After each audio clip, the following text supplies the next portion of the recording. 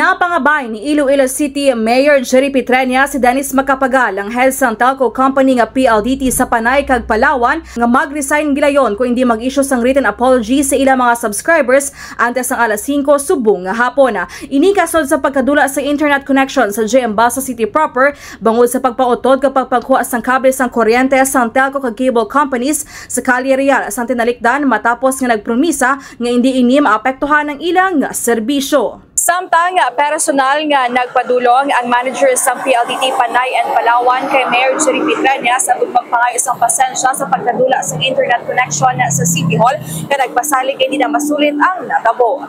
Report nagikan sa Iloilo City ni si K5 Jenny Kauyunan para sa Kampiyon na Balita, Serbisyo Publiko at Kalingawan sa Iloilo, K5 News FM.